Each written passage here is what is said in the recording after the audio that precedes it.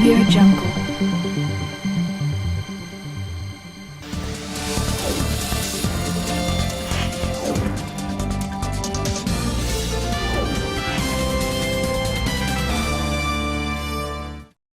नमस्कार, स्वागत है आप सभी का देश देशांतर में। मैं हूं प्रीति सिंह। कोरोना महामारी से निपटने के बीच तमाम चुनौतियों से भी हमें दो चार होना पड़ रहा है।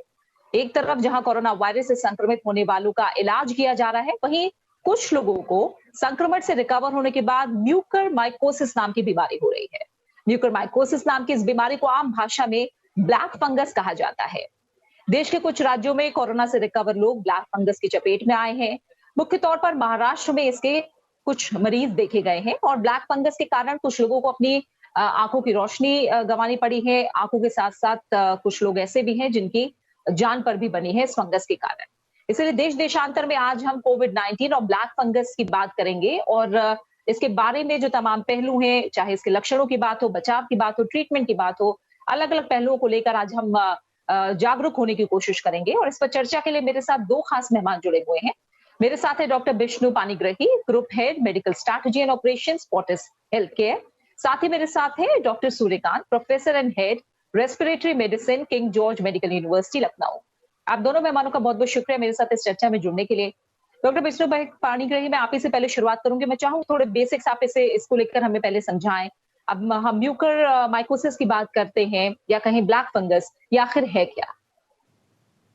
ये जो बोलते हैं ना फंगल इन्फेक्शन है, ये आमतौर पे आपका मिट्टी में, पत्ते में, हम जो कंपोस्ट बोलते हैं, सड़ी हुई लकड़ी जो है, वहाँ मोल्ड होते हैं। तो ये वातावरण से, एयर से एयरबॉर्न होता है एंड उसी से आके वो इन्फेक्ट करता है। ये ऐसा नहीं है कि नया बीमारी है कि आप पहली बार सुन रहे हैं। आप याद करिए, जो लॉट ऑफ जो कैंसर पेशेंट्स हैं जिनका इम्यूनिटी कम होता है, हम इनको देखते थे। लंग म्यूकोरमाइकोसिस होता था, स्किन में भी अगर कुछ खुराश आ जाता वहीं पे होता था। तो ये होता था पहले। अभी जो कोविड का महामारी आया है, हम लोग देख रहे हैं कि उसका एक कारण है जो डायबिटीज। कल भी हमारा जो नोएडा में जो हॉस्पिटल है, आपका यूपी का है, उसमें एक पेशेंट का सर्जरी हुआ था, ईएनटी का विशेषज्ञ ने किए हैं। उसका फाइनल बायोप्सी आने के बाद पता चलेगा, बट लग रहा है वही है। तो एक अंडरलाइन कॉज हमेशा सबका होता है, वो है डायबिटीज। आप जो महाराष्ट्र का बोल रहे हैं, बिकॉज फोर्टिस का भी 4 हॉस्पिटल मुंबई हिरी में है एंड महाराष्ट्र में दिखाया गया कि क्योंकि महाराष्ट्र में पीक पहले आया था, दिल्ली में बाद में आया, यूपी में बाद में, कर्नाटक में अभी आ रहा है। तो महाराष्ट्र में पहले हुआ था बोल के हम लोग उसका अभी ये देख रहे हैं। एंड ये सब जो पेशेंट रिकवर किए हैं उनको हो रहा है। एंड एक कारण है अंडरलाइन डायबिटीज, और एक क्या हो रहा है कि अधिकांश कारण को उनको स्टेरॉइड्स देते हैं, जो स्टेरॉइड्स दे रहे हैं, एंड स्टेरॉइड्स भी ठीक हिसाब से भी यूज नहीं हो रहा है। अच्छा, इस्तेमाल नहीं हो रहा है। तो if I can put it, थोड़ा सा मिसयूज भी है उसका। तो स्टेरॉइड्स, देखिए, जिसका सैचुरेशन कम नहीं होता है उसको स्टेरॉइड देने की कोई आवश्यकता नहीं है। स्टेरॉइड्स देना है तो 4-5 दिन के बाद जो उसका जो स्टैट्यूटरी गाइडलाइंस है, जो आईसीएमआर एम्स ने ये किया, रोल आउट किया, तो उसी हिसाब से, उसी मुताबिक होना चाहिए। लेकिन क्या हो रहा है कि रैंडम स्टेरॉइड्स दे रहे हैं। इवन फर्स्ट डे से फीवर हो गया तो स्टेरॉइड दे दो। अच्छा, जिन लोगों का डायबिटीज है, स्टेरॉइड्स देंगे तो शुगर ऊपर जाता है। तो एज इट इज, जो कोविड में थोड़ा सा इम्यूनिटी कम होता है, स्टेरॉइड्स देंगे और कम होता है। जिनका डायबिटीज होता है उनका इम्यूनिटी ऐसे भी कम होता है। तो ये सब कारण के लिए, अगर बाई चांस आप कहीं घूम रहे हैं, मास्क नहीं पहने हैं, वो जो वातावरण से आएगा वो एक सोर्स है। जिन लोग घर में भी है, हॉस्पिटल से डिस्चार्ज होके गए हैं, उन लोग, मैंने मोस्ट ऑफ द टाइम्स उन लोग घर में लेटे रहते हैं, मोबाइल नहीं है, नाक ठीक से साफ नहीं करते, म्यूकस कहीं जम गया, तो वो सब, ये बहुत सारे कारण है। लेकिन मोस्ट इम्पोर्टेंट है कि इम्प्रॉपर यूज ऑफ स्टेरॉइड्स और अंडरलाइन कॉज जो होता है डायबिटीज है। ठीक है, तो थोड़ी मोटे तौर पर बातें हमें अभी डॉक्टर पानीग्राही ने बताई हैं। डॉक्टर सूर्यकांत, मैं और क्लियर होना चाहूंगी इसमें। मैं चाहूंगी आप और चीजों को और साफ करें कि जब हम कोविड-19 की बात करते हैं और ब्लैक फंगस की बात करते हैं, तो इन दोनों के बीच एक तरह से संबंध क्या है और क्या हर कोविड संक्रमित व्यक्ति को ब्लैक फंगस से एक तरह से कहीं कॉशियस या स्कैर्ड होने की ज़रूरत है क्या? देखिए, पहले तो आप समझ लीजिए कि जो आपके दर्शक हैं, उनको मैं ये सेंसिटाइज़ कर दूँ कि ये ब्लैक फंगस या फंगस, ये उनके दिमाग में क्या इंप्रेशन है, उनका सोशल बिल्कुल। परसेप्शन क्या है। हुँ, हुँ। देखिए, आपने देखा होगा कि हमारे घर में पुरानी ब्रेड होती है, 3-4 4-5 दिन पुरानी हो जाए तो उसमें काला-काला फंगस लग जाता है। हाँ। हमारे घर में पुरानी मिठाई होती है, उसमें भी फंगस लग जाता है। मेरे ख्याल से हुँ, हर घर वाला, हर दर्शक ये जानता है कि कहाँ फंगस लगती है, कब फंगस लगती है। सर ने हुँ, बिल्कुल ठीक बताया कि जो पुरानी, सड़ी, गली और इस तरह की चीज़ें हैं, इस तरह की मिट्टी है, लकड़ी है या आपकी कोई खाने-पीने की चीज़ है, जो पुरानी हो गई है, बासी हो गई है जिसको हम कहते हैं, उसी में फंगस लगता है। क्लियर हो हुँ, गया? तो ठीक। जिनकी इम्यूनिटी अच्छी है, उनको फंगस से डरने की ज़रूरत नहीं है। दूसरी बात ये है कि सबको डरने की ज़रूरत नहीं है और ठीक है। जैसे सर ने कहा कि शुरू में जब कोविड आता है और अगर ऑक्सीजन डिप नहीं हो रहा है, नॉर्मल एमआरए 94 से ऊपर ऑक्सीजन है, तो हुँ, आपको सिंपल आइवरमेक्टिन डॉक्सीसाइक्लिन, ये 2 दवाओं का प्रोटोकॉल लेना है जो आईसीएमआर से लेके सबके प्रोटोकॉल में है। हुँ, UP was the first government जिसने 6 अगस्त 2020 को आइवरमेक्टिन डॉक्सीसाइक्लिन का प्रोटोकॉल माइल्ड केसेस के लिए शुरू किया था। अच्छा है जो शुरुआत हमने की थी, I was the expert in that committee जिसने ये जियो फ्रेम करवाया था। तो अच्छी बात है, उत्तर प्रदेश ने जो झंडा पहले आगे उठाया था, अभी पूरे देश ने झंडा उठा रखा है। तो आईसीएमआर और अभी जो लेटेस्ट की गाइडलाइन आई है, उन्होंने भी इसको इंक्लूड किया है। देखिए, स्टेरॉइड का रोल कहाँ शुरू होता है, जब 4-5 दिन गुजर गए, वायरस रेप्लिकेट कर गया और फेफड़े में निमोनिया पैदा हो गया, हुँ, हुँ, इन्फ्लेमेशन शुरू हो गया, एक्सुडेशन शुरू हो गया और अब जरूरत पड़ती है कि भाई स्टेरॉइड की। हुँ, शांत करो, नहीं तो बहुत तूफान आ जाएगा। तूफान को कहते हैं साइटोकिन स्टॉर्म। तो अब ये हुँ, साइटोकिन स्टॉर्म ना आ जाए, पूरी बॉडी के अंदर जो इन्फ्लेमेटरी तूफान आता है उसको हम कहते हैं साइटोकिन स्टॉर्म। तो ये जो साइटोकिन रिलीज करता है, उससे इन्फ्लेमेशन होता है और पूरी शरीर में जो एक तूफान आ जाता है, वो ना आने पाए, उसको शांत, जैसे आग लग जाती है ना, तो हम लोग क्या कहते हैं, पानी डालो, पानी हाँ, डालो, पानी डालो। हुँ, तो ये स्टेरॉइड पानी का काम करता है। और वास्तव में सही बात तो ये है कि अब तो इंटरनेशनल एजेंसी, यूएस की नाइस गाइडलाइन से लेके सबने ही मान लिया है कि हुँ, जीवन कोविड के सीरियस केसेस का या मॉडरेट केसेस का बच रहा है या तो ऑक्सीजन से या स्टेरॉइड से। लेकिन हुँ, वो कहते हैं ना कि किसी भी चीज का आप अगर, जैसा सर ने कहा कि अगर प्री जुडिस यूज करेंगे, जस्टिफाइड ऑप्टिमाइज यूज नहीं करेंगे, तो उसके हुँ, कोई ना कोई नुकसान भी होंगे। तो हुँ, जितने केसेस माइल्ड केसेस हैं, आइसोलेशन में रह रहे हैं, होम आइसोलेशन रह रहे हैं, उसमें ब्लैक फंगस नहीं होता है। ब्लैक हुँ, फंगस कहाँ होता है, स्टोरी कहाँ जाती है, जब अस्पताल में मरीज भर्ती हो जाता है, 9-10 दिन पार हो जाते हैं और उसके बाद आईसीयू में अक्सर मैं कहता हूँ बहुत सारी नलियां लगती है। जैसे ये when you enter in the ICU या हॉस्पिटल, तो एक हुँ, कहाँ नली लगेगी, एक ड्रिप की लगेगी, एक राइस ट्यूब लगेगी, एक कैथेटर लगेगा, एक ये लगेगा, एक इसकी लगेगी, ऑक्सीजन का पाइप लगेगा, वगैरह वगैरह। मैं अक्सर हुँ, हंसी मजाक में कहता हूँ, भाई अस्पताल में जाओगे तो अस्पताल वाले कुछ अस्पताल के आभूषण आपको पहनाएंगे। ये these um, are hospital ornaments. मैं हंसी मजाक में कहता हूँ कि अस्पताल में आप जाएंगे so you will have to bear the hospital ornaments. तो जितनी हुँ, अस्पताल की नलियां हैं, ये सब सोर्स है ब्लैक फंगस का। आप ठीक है। देखिए, ह्यूमिडिफायर से लेके आप कहीं भी नमी है या कोई पाइप है, उसमें सब में फंगल स्पोर्स रहते हैं। दिखते नहीं है लेकिन रहते हैं। अब देखिए, हाँ, सोर्स से कुछ नहीं होता। सर ने कहा ना कि ये हवा में भी रहता है, पानी में भी रहता है, सीलन में भी रहता है, लकड़ी में भी रहता है, मिट्टी में भी हुँ, रहता है, सब जगह रहता है। तो इसके रहने से कुछ नहीं होता, इसके हुँ, होने से कुछ नहीं होता। हमारी इम्यूनिटी जब खतरनाक हो लेवल पे नीचे गिर जाती है, हमारी बॉडी इम्यूनिटी, जब बॉडी रेजिस्टेंस कम हो जाता है, तो यही एनवायरमेंटल फंगस आक्रामक हो जाता है। मिल गया भैया शिकार इम्यूनिटी का, लो इम्यूनिटी का हुँ, शिकार मिल गया। कोविड ने और इम्यूनिटी कम कर दी और कोविड ने कहा चोर चोर मौसेरे भाई हैं हम तो दावत उड़ा ही रहे हैं, आओ फंगस भाई तुम भी उड़ाओ।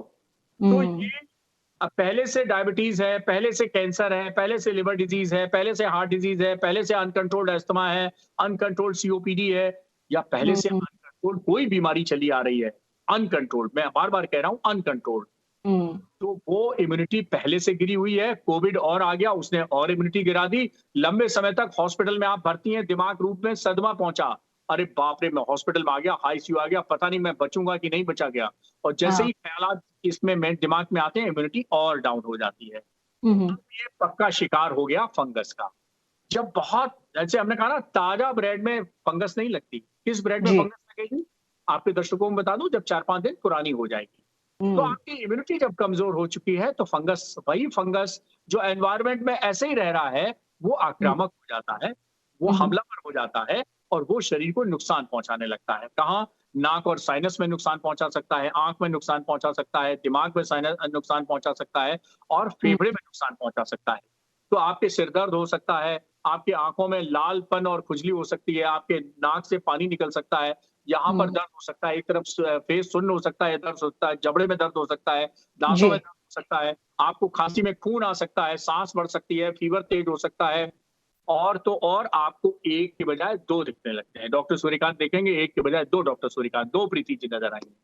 तो ये ठीक सब है। लक्षण जब आ जाएं, तो इसीलिए हम लोगों को खास तौर पर वो मरीज जो पहले से जी। इम्यूनिटी से कंप्रोमाइज्ड है, जी। डायबिटीज से लेके कैंसर वाले सब मरीज, और जी। जी। जिनको लंबे समय से अस्पताल की नलियां वलियां लगी हुई हैं, वो जी। खास तौर पे हाई रिस्क पे हैं ब्लैक फंगस यानी म्यूकोरमाइकोसिस के लिए।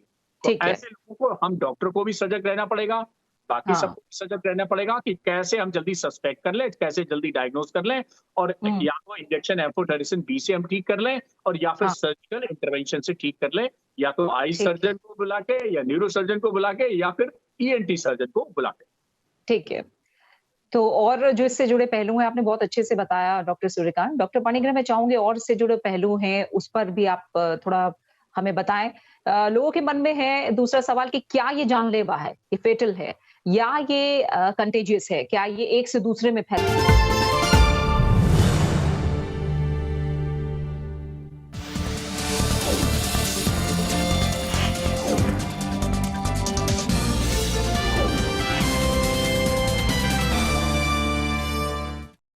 नमस्कार, स्वागत है आप सभी का देश देशांतर में। मैं हूँ प्रीति सिंह।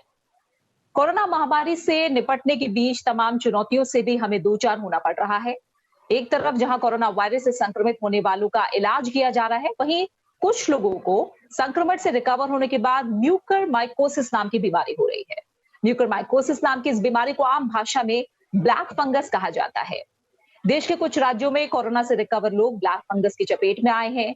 मुख्य तौर पर महाराष्ट्र में इसके कुछ मरीज देखे गए हैं, और ब्लैक फंगस के कारण कुछ लोगों को अपनी आंखों की रोशनी गंवानी पड़ी है। आंखों के साथ साथ कुछ लोग ऐसे भी हैं जिनकी जान पर भी बनी है इस फंगस के कारण। इसलिए देश देशांतर में आज हम कोविड-19 और ब्लैक फंगस की बात करेंगे, और इसके बारे में जो तमाम पहलू हैं, चाहे इसके लक्षणों की बात हो, बचाव की बात हो, ट्रीटमेंट की बात हो, अलग अलग पहलुओं को लेकर आज हम जागरूक होने की कोशिश करेंगे। और इस पर चर्चा के लिए मेरे साथ दो खास मेहमान जुड़े हुए हैं। मेरे साथ है doctor Vishnu Panigrahi, group head medical strategy and operations, Fortis health care. साथ ही मेरे साथ है doctor Suryakant, professor and head respiratory medicine, king George medical university, Lucknow. आप दोनों मेहमानों का बहुत बहुत शुक्रिया मेरे साथ इस चर्चा में जुड़ने के लिए। डॉक्टर विष्णु पाणिग्रही, मैं आप ही से पहले शुरुआत करूंगी। मैं चाहूँ थोड़े बेसिक्स आप इसको लेकर हमें पहले समझाएं। अब हम म्यूकर माइकोसिस की बात करते हैं, या कहीं ब्लैक फंगस, या आखिर है क्या? ये जो बोलते हैं ना फंगल इन्फेक्शन है, ये आमतौर पे आपका मिट्टी में, पत्ते में, हम जो कंपोस्ट बोलते हैं, सड़ी हुई लकड़ी जो है, वहाँ मोल्ड होते हैं। तो ये वातावरण से एयरबॉर्न होता है, एंड उसी से आके वो इन्फेक्ट करता है। ये ऐसा नहीं है कि नया बीमारी है कि आप पहली बार सुन रहे हैं। आप याद करिए, जो लॉट ऑफ जो कैंसर पेशेंट्स हैं जिनका इम्यूनिटी कम होता है, हम इनको देखते थे, लंग म्यूकोरमाइकोसिस होता था, स्किन में भी अगर कुछ खुराश आ जाता वहीं पे होता था। तो ये होता था पहले। अभी जो कोविड का महामारी आया है, हम लोग देख रहे हैं कि उसका एक कारण है जो डायबिटीज। कल भी हमारा जो नोएडा में जो हॉस्पिटल है, आपके यूपी का है, उसमें एक पेशेंट का सर्जरी हुआ था, ईएनटी का विशेषज्ञ ने किए हैं। उसका फाइनल बायोप्सी आने के बाद पता चलेगा, बट लग रहा है वही है। तो एक अंडरलाइन कॉज हमेशा सबका होता है, वो है डायबिटीज। आप जो महाराष्ट्र का बोल रहे हैं, बिकॉज फोर्टिस का भी 4 हॉस्पिटल मुंबई हिरी में है, एंड महाराष्ट्र में दिखाया गया कि क्योंकि महाराष्ट्र में पीक पहले आया था, दिल्ली में बाद में आया, यूपी में बाद में, कर्नाटक में अभी आ रहा है, तो महाराष्ट्र में पहले हुआ था बोल के हम लोग उसका अभी ये देख रहे हैं। एंड ये सब जो पेशेंट रिकवर किए हैं उनको हो रहा है। एंड एक कारण है अंडरलाइन डायबिटीज, और एक क्या हो रहा है कि अधिकांश कारण को उनको स्टेरॉइड्स देते हैं, जो स्टेरॉइड्स दे रहे हैं, एंड स्टेरॉइड्स भी ठीक हिसाब से भी यूज नहीं हो रहा है, अच्छा, इस्तेमाल नहीं हो रहा है। तो if I can put it, थोड़ा सा मिसयूज भी है उसका। तो स्टेरॉइड्स देखिए, जिसका सैचुरेशन कम नहीं होता है उसको स्टेरॉइड देने की कोई आवश्यकता नहीं है। स्टेरॉइड्स देना है तो 4-5 दिन के बाद जो उसका जो स्टैट्यूटरी गाइडलाइंस है, जो आईसीएमआर और एम्स ने ये किया, रोल आउट किया, तो उसी हिसाब से उसी मुताबिक होना चाहिए। लेकिन क्या हो रहा है कि रैंडम स्टेरॉइड्स दे रहे हैं, इवन फर्स्ट डे से फीवर हो गया तो स्टेरॉइड दे दो। अच्छा, जिन लोगों का डायबिटीज है स्टेरॉइड्स देंगे तो शुगर ऊपर जाता है। तो एज इट इज जो कोविड में थोड़ा सा इम्यूनिटी कम होता है, स्टेरॉइड्स देंगे और कम होता है। जिनका डायबिटीज होता है उनका इम्यूनिटी ऐसे भी कम होता है। तो ये सब कारण के लिए अगर बाई चांस आप कहीं घूम रहे हैं, मास्क नहीं पहने हैं, वो जो वातावरण से आएगा वो एक सोर्स है। जिन लोग घर में भी है, हॉस्पिटल से डिस्चार्ज होके गए हैं, उन लोग मैंने मोस्ट ऑफ द टाइम्स उन लोग घर में लेटे रहते हैं, मोबाइल नहीं है, नाक ठीक से साफ नहीं करते, म्यूकस कहीं जम गया, तो वो सब ये बहुत सारे कारण है। लेकिन मोस्ट इम्पोर्टेंट है कि इम्प्रॉपर यूज ऑफ स्टेरॉइड्स और अंडरलाइन कॉज जो होता है डायबिटीज है। ठीक है, तो थोड़ी मोटे तौर पर बातें हमें अभी डॉक्टर पाणिग्राही ने बताई हैं। डॉक्टर सूर्यकांत, मैं और क्लियर होना चाहूंगी इसमें, मैं चाहूंगी आप और चीजों को और साफ करें कि जब हम कोविड-19 की बात करते हैं और ब्लैक फंगस की बात करते हैं, तो इन दोनों के बीच एक तरह से संबंध क्या है, और क्या हर कोविड संक्रमित व्यक्ति को ब्लैक फंगस से एक तरह से कहीं कॉशियस या स्कैर्ड होने की जरूरत है क्या? देखिए, पहले तो आप समझ लीजिए कि जो आपके दर्शक हैं उनको मैं ये सेंसिटाइज कर दूं कि ये ब्लैक फंगस या फंगस, ये उनके दिमाग में क्या इंप्रेशन है, उनका सोशल परसेप्शन क्या है। देखिए, आपने देखा होगा कि हमारे घर में पुरानी ब्रेड होती है, 4-5 दिन पुरानी हो जाए तो उसमें काला काला फंगस लग जाता है। हाँ। हमारे घर में पुरानी मिठाई होती है, उसमें भी फंगस लग जाता है। मेरे ख्याल से हर घर वाला, हर दर्शक ये जानता है कि कहाँ फंगस लगती है, कब फंगस लगती है।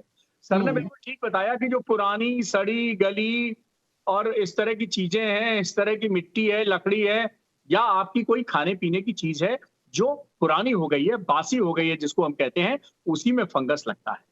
क्लियर हो गया? तो जिनकी इम्यूनिटी अच्छी है उनको फंगस से डरने की जरूरत नहीं है।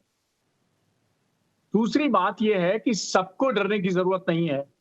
और जैसे सर ने कहा कि शुरू में जब कोविड आता है और अगर ऑक्सीजन डिप नहीं हो रहा है, नॉर्मल एमआरए 94 से ऊपर ऑक्सीजन है, तो आपको सिंपल आइवरमेक्टिन डॉक्सीसाइक्लिन, ये 2 दवाओं का प्रोटोकॉल लेना है जो आईसीएमआर से लेके सबके प्रोटोकॉल में है। UP was the first government जिसने 6 अगस्त 2020 को आइवरमेक्टिन डॉक्सीसाइक्लिन का प्रोटोकॉल माइल्ड केसेस के लिए शुरू किया था। अच्छा है जो शुरुआत हमने की थी, I was the expert in that committee जिसने ये जियो फ्रेम करवाया था। तो अच्छी बात है, उत्तर प्रदेश ने जो झंडा पहले आगे उठाया था, अभी पूरे देश ने झंडा उठा रखा है। तो आईसीएमआर और अभी जो लेटेस्ट की गाइडलाइन आई है, उन्होंने भी इसको इंक्लूड किया है। देखिए, स्टेरॉइड का रोल कहाँ शुरू होता है, जब 4-5 दिन गुजर गए, वायरस रेप्लिकेट कर गया और फेफड़े में निमोनिया पैदा हो गया, इन्फ्लेमेशन शुरू हो गया, एक्सुडेशन शुरू हो गया, और अब जरूरत पड़ती है कि भाई स्टेरॉइड की। शांत करो, नहीं तो बहुत तूफान आ जाएगा। तूफान को कहते हैं साइटोकिन स्टॉर्म। तो अब ये साइटोकिन स्टॉर्म ना आ जाए, पूरी बॉडी के अंदर जो इन्फ्लेमेटरी तूफान आता है उसको हम कहते हैं साइटोकिन स्टॉर्म। तो ये जो साइटोकिन रिलीज करता है उससे इन्फ्लेमेशन होता है और पूरी शरीर में जो एक तूफान आ जाता है वो ना आने पाए, उसको शांत, जैसे आग लग जाती है ना, तो हम लोग क्या कहते हैं, पानी डालो, पानी डालो, पानी डालो। तो ये स्टेरॉइड पानी का काम करता है। और वास्तव में सही बात तो ये है कि अब तो इंटरनेशनल एजेंसी, यूएस की नाइस गाइडलाइन से लेके सबने ही मान लिया है कि जीवन कोविड के सीरियस केसेस का या मॉडरेट केसेस का बच रहा है या तो ऑक्सीजन से या स्टेरॉइड से। लेकिन वो कहते हैं ना कि किसी भी चीज का आप अगर जैसा सर ने कहा कि अगर प्रीजुडिस यूज करेंगे, जस्टिफाइड, ऑप्टिमाइज यूज नहीं करेंगे, तो उसके कोई ना कोई नुकसान भी होंगे। तो जितने केसेस माइल्ड केसेस हैं, आइसोलेशन में रह रहे हैं, होम आइसोलेशन रह रहे हैं, उसमें ब्लैक फंगस नहीं होता है। ब्लैक फंगस कहाँ होता है, स्टोरी कहाँ जाती है, जब अस्पताल में मरीज भर्ती हो जाता है, 9-10 दिन पार हो जाते हैं और उसके बाद आईसीयू में अक्सर मैं कहता हूँ बहुत सारी नलियां लगती है। जैसे ही when you enter in the ICU या हॉस्पिटल, तो एक कहाँ नली लगेगी, एक ड्रिप की लगेगी, एक राइस ट्यूब लगेगी, एक कैथेटर लगेगा, एक ये लगेगा, एक इसकी लगेगी, ऑक्सीजन का पाइप लगेगा, वगैरह वगैरह। मैं अक्सर हंसी मजाक भी कहता हूँ, भाई अस्पताल में जाओगे तो अस्पताल वाले कुछ अस्पताल के आभूषण आपको पहनाएंगे। ये दीज आर हॉस्पिटल ऑर्नामेंट्स। मैं हंसी मजाक में कहता हूँ कि अस्पताल में आप जाएंगे so you will have to bear the hospital ornaments. तो जितनी अस्पताल की नलियां हैं, ये सब सोर्स है ब्लैक फंगस का। आप देखिए, ह्यूमिडिफायर से लेके आप कहीं भी नमी है या कोई पाइप है, उसमें सब में फंगल स्पोर्स रहते हैं। दिखते नहीं है लेकिन रहते हैं। अब देखिए, सोर्स से कुछ नहीं होता। सर ने कहा ना कि ये हवा में भी रहता है, पानी में भी रहता है, सीलन में भी रहता है, लकड़ी में भी रहता है, मिट्टी में भी रहता है, सब जगह रहता है। तो इसके रहने से कुछ नहीं होता है, इसके होने से कुछ नहीं होता।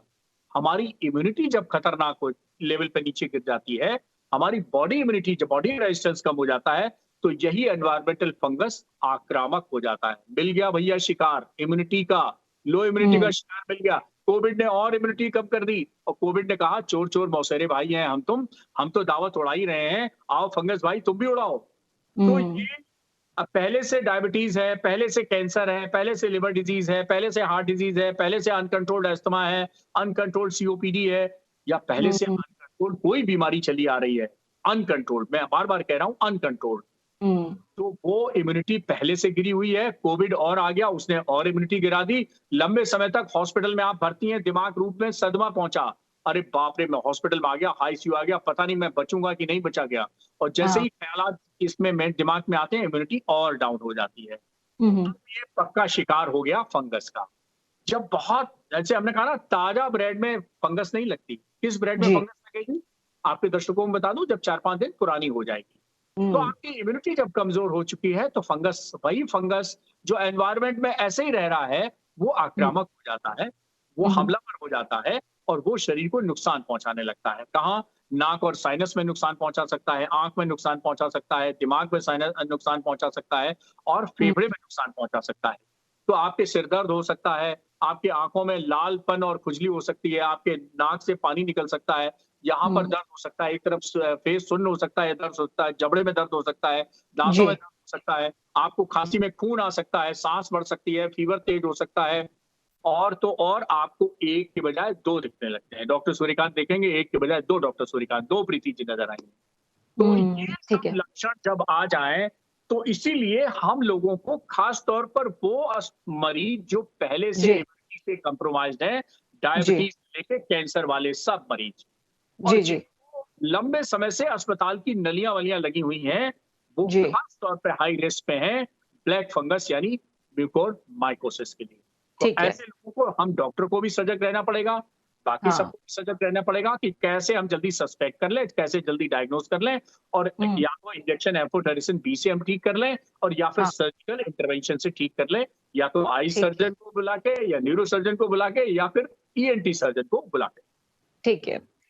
तो और जो इससे जुड़े पहलू हैं आपने बहुत अच्छे से बताया डॉक्टर सूर्यकांत। डॉक्टर पाणिग्रह, मैं चाहूंगी और इससे जुड़े पहलू हैं उस पर भी आप थोड़ा हमें बताएं। लोगों के मन में है दूसरा सवाल कि क्या ये जानलेवा है, ये फेटल है, या ये कंटेजियस है, क्या ये एक से दूसरे में फैल सकता है संक्रमित व्यक्ति से? तो ये भी मोटे तौर पर सवाल हैं। और किन किन हिस्सों में, शरीर में किन किन ऐसे अंगों को ये प्रभावित कर सकता है? सबसे इंपॉर्टेंट टेक होम मैसेज होना चाहिए कि ये कंटेजियस नहीं है। ठीक है, दैट्स वेरी इंपॉर्टेंट, बिकॉज सबको जानकारी होना चाहिए। अच्छा, अगर अर्ली डिटेक्शन होता है ये ट्रीटेबल है, लेकिन लेट हो जाता है तो जैसे सूर्यकांत जी बोल रहे थे कि कहीं पे इफेक्ट कर सकता है। तो ये जो हम लोग यूजुअली होता है, साइनस से हो जाके अंदर जाके ब्रेन, आंख में जा सकता है, अंदर से ब्रेन में जा सकता है, पैरालिसिस होगा। ये तो ये वो स्टेज तक अगर हम लोग वेट करेंगे तो उसमें जान का खतरा होता है। तो अगर early detection and early treatment उसका है, जैसे डॉक्टर सूर्यकांत बोले कि जल्दी जाके उसको आईवी एम्पुटेशन शुरू कर दें, एंड उसके बाद थोड़ा स्टेबलाइज करने के बाद सर्जिकल इंटरवेंशन करके उसको निकालना चाहिए। जैसे मैं कल अभी जो बता रहा था, कल का हिस्सा है, एक यंग